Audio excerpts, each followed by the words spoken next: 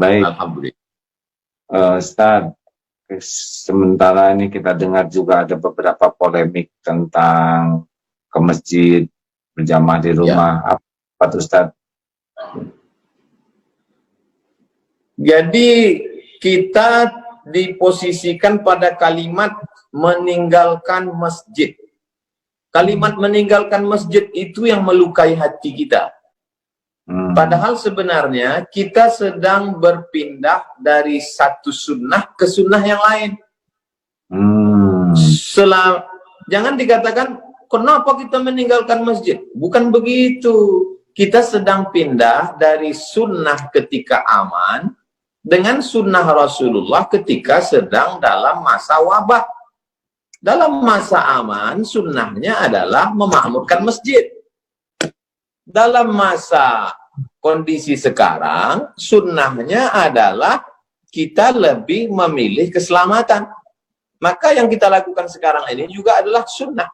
Kata Nabi SAW, firra minal majzum, firaraka minal asad. Larilah engkau dari orang yang terkena penyakit menular, seperti engkau lari dari singa. Jadi hari ini kita sedang melarikan diri dari orang yang terkontaminasi penyakit seperti larinya dari singa. Ini juga sunnah. Jadi kalimat ini besar pengaruhnya, Kiai Haji Abdullah Gimnastiar. Jadi pemilihan kata itu saya lebih memilih dan menggunakan bahasa daerah. Di Riau mungkin lebih familiar tuna di rumah. Tuna di rumah, stay at home. Mungkin bahasa Sundanya apa itu? Menetaplah di rumah. Cicing di rumah. Nah, jadi Cicing. Ini jawaban yang indah ya. Kita bergerak dari satu sunnah ke sunnah lain. Ada yang mengucapkan gini, Ustadz, saya sih jangan takut oleh virus. Kami tidak takut oleh virus, tapi takut kepada Allah, sehingga tetap memaksakan untuk ke masjid. Bagaimana pendapat Ustadz tentang perkataan itu? Kami tidak takut ke virus, kami hanya takut ke Allah. Itu satu sisi ada sombongnya. Kita bisa masuk dalam takbur. Kalau sampai kita, ini kan beda virus dengan singa kan, yang satu kelihatan, yang satu enggak kan. Seandainya ini kebun, mohon maaf, kebun binatang, singanya lepas. Iya kan? Singanya lepas. Lalu kemudian ada satu orang dilarang sama Pak RW. Mas, jangan keluyuran. Lalu dia mengatakan, saya hanya takut pada Allah. Tidak takut ke singa gitu ya. Jadi kita dalam Islam diajarkan, Ahlus Sunnah wal Jamaah mengajarkan kita untuk ikhtiar, ada usaha, bahwa kemudian terjadi, berarti kita beriman kepada rukun iman yang keenam, takdir baik, takdir buruk. Tapi sebelum itu ada usaha ikhtiar, dan usaha itu sunnah. Jadi yang kita lakukan hari ini sunnah. Kami tinggal di Pulau Sumatera, Provinsi Riau, 50 menit dari Kuala Lumpur. Sampai hari ini kita tidak lockdown. Dan pesawat dari Kuala Lumpur masuk 2 kali satu hari, pesawat pagi, pesawat siang. Bagaimana kalau ada penumpang itu yang datang, dia terkontaminasi, lalu dia datang ke masjid, dia menginjakkan kaki, dia bersin batu di tempat wudhu, dia bersalaman. Kecuali misalnya kita sudah lockdown. Lalu kemudian tidak ada pesawat satupun yang masuk, semua pintu kota ditutup, yang buka hanya kantor polisi dan tentara untuk pengamanan, dan supermarket tempat belanja, dan semua sudah dicek, semuanya sehat. Dan di pintu masjid ada detektor, kalau ada satu virus, detektornya bunyi. Nah, itu bisa kita tetap melaksanakan sholat berjamaah dengan sholat Jumat. Ini sekarang kita tidak tahu siapa yang membawa. Saya sendiri tidak yakin bahwa saya steril. Nah, kalau ngomong-ngomong tentang lockdown, kan ada yang sekarang jadi makan banyak daun-daunan karena lockdown, daun. Ada yang tidak ngerti. Kalau lockdown. Nah, lockdown ini dalam sejarah Islam pernah nggak tuh ada lockdown ditutup seperti itu, Stan? Jadi kalau kita baca fikih-fikih dulu itu kan, misalnya kita baru boleh sholat qashar itu kan setelah melewati sur al-balad, tembok kota. Jadi memang kalau kita pergi ke Rabat di Maroko hari ini, kebetulan dulu saya waktu sekolah kan ditinggalnya di kota Rabat.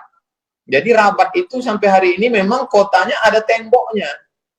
Keliling kota itu ada tembok. Tembok itu tetap bisa utuh terjaga karena memang hujannya jarang dan dia terbuat dari batu gunung.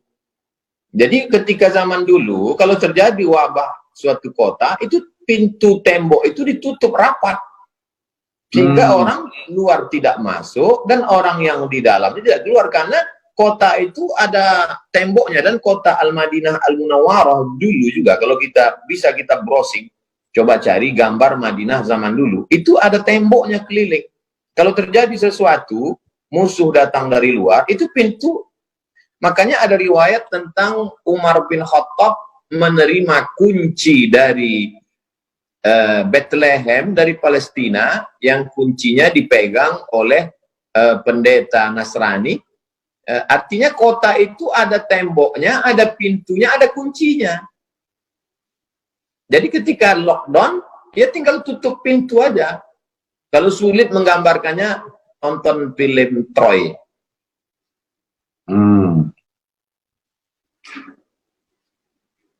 Film Troy?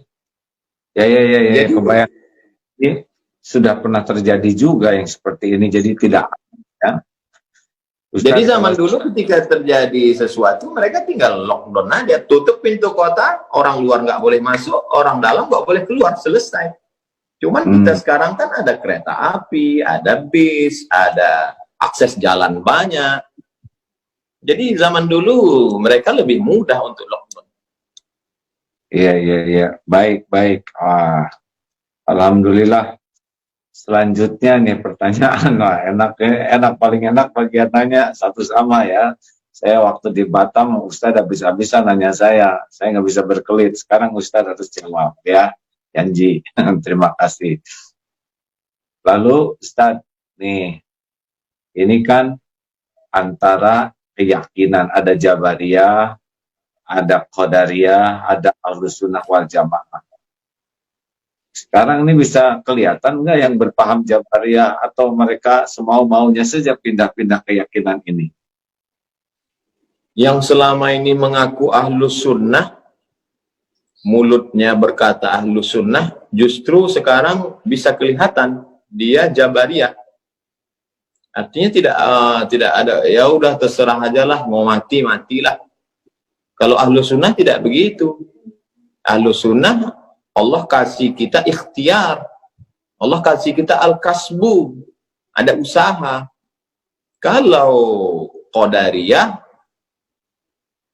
ekstrim, dia berkata tidak ada takdir. Tapi saya sampai hari ini masih ada ikhtiar usaha. Andai terjadi juga, disitulah kita baru bisa berkata, dari mulut kita berkata, qadarullah, ini sudah takdir Allah SWT. Tapi bahwa hari ini kita mendengar Majelis Ulama mengajarkan kita, Kementerian Agama untuk menggulung karpet, kemudian Majelis Ulama mengajak menutup, bahkan tadi saya baca berita Sekjen MUI mengajak pemerintah untuk lockdown. Itu salah satu dari usaha, salah satu dari ikhtiar, salah satu dari al-kasbu, menunjukkan kita Ahlus Sunnah wal Jamaah, kita berpegang pada sunnah, kita bukan kelompok Ahlul Bid'ah. Ahlul Bid'ah waktu itu kan Jabariyah, Murji'ah, Qadariyah, Syiah, Mu'tazilah, keluar dari Ahlus Sunnah. Kita berpegang kepada sunnah Rasulullah SAW. Jadi jangan ragu-ragu untuk menyempurnakan ikhtiar, ihris ala ma yanfa'uk wasta'in billah wala ta'jaz. Itu saja, bersungguh-sungguh manfaat, Jazakumullah khairan. minta tolonglah kepada Allah dan janganlah bersikap lemah. Iya. Ya kan gitu Ustaz? Ustaz sudah hafal dalilnya. Baik, nah sekarang Ustaz kan situasi semakin berat begini nih. Kelihatannya kepatuhan umat kepada ulama itu ada poin tersendiri nggak Ustaz? Seperti sekarang ya. Sebetulnya kan bagi yang sudah daerah merah begini, kalau tidak ke masjid sebetulnya tidak rugi sama sekali. Niat sudah dapat pahala. Biasa ke masjid kita akan tidak ke masjid karena uzur juga dapat pahala. Kemudian kita menjauh dari kemudaratan dapat pahala. Tidak mencelakakan orang lain dapat pahala. Patuh kepada ulama juga pahala. Jadi sebetulnya luar biasa dalam keadaan begini kalau kita betul-betul pakai hati dan kejernihan berpikir. Gimana menurut Ustaz bahwa ya kita ke majelis ulama tuh ada poin khusus tidak tuh? Kita beragama ini bukan ikut perasaan, tapi berdasarkan ilmu. Makanya la ilaha illallah di awal ayatnya fa'lam. Fa'lam. Itu kasihan. Fa'lam berilmulah. Ada ilmunya. Fa'lam annahu la ilaha illallah. Berilmu tentang la ilaha illallah. Makanya tadi saya tunjukkan kitab 50 sifat. Jadi Imam Al-Qusairi melarang orang uzlah kalau tidak punya dua ilmu. Ilmu akidah, ilmu fikih. Kalau hanya modal nekat uzlah, nanti di tempat uzlahnya dia tidak selamat dari godaan setan. Bisa-bisa keluar bukan menjadi orang bersih hati, malah jadi dukun. Jadi kalau nggak punya akidah yang benar, tidak punya fikih yang benar, uzlah hasilnya jadi dukun ya.